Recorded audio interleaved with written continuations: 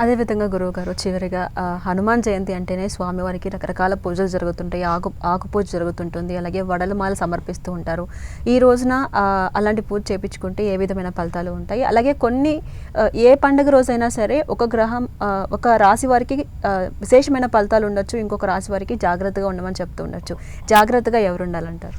ఇక్కడ మీ అందరికీ కూడా వడమాల ఎవరు వేయాలి అన్నది మనం చెప్పుకుంటే, మినుముల్ని శనికి మనం సమర్పిస్తాం, సారీ నువ్వులు సమర్పిస్తాం. వడలు వచ్చేసి రాహుకి మినుములను చెప్తాం.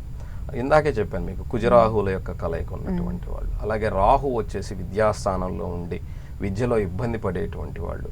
అలాగే రాహు సప్తమ స్థానంలో ఉండి వివాహంలో ఇబ్బంది పడేవాళ్ళు. అలాగే రాహు 10వ ఇంట్లో ఉండి ఉద్యోగంలో సమస్యతో సతమతమయ్యేవాళ్ళు.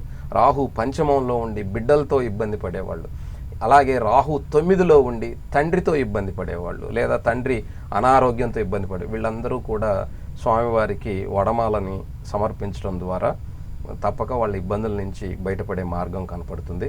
అలాగే ఇప్పుడు 7.5 సంవత్సరం శనితో పాటుగా ఇప్పుడే మనం చెప్పుకున్నాం, కుంభరాశికిను అలాగే మీనరాశికి మేషరాశి వాళ్ళకి 7.5 సంవత్సరం శని ఉంది.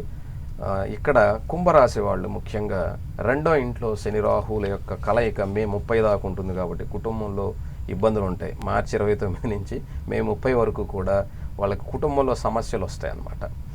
చిన్న చిన్న వాటి పెద్దగా కనపడతాయి. ఇలాంటి వాళ్ళు కూడా ఆంజనేయ స్వామికి రేపు వడమాలను సమర్పించడం ద్వారా కుటుంబంలో జరిగేటువంటి ఇబ్బందులు, తగాదాలు, గొడవలు ఇవన్నీ కూడా తగ్గేదానికి అవకాశం.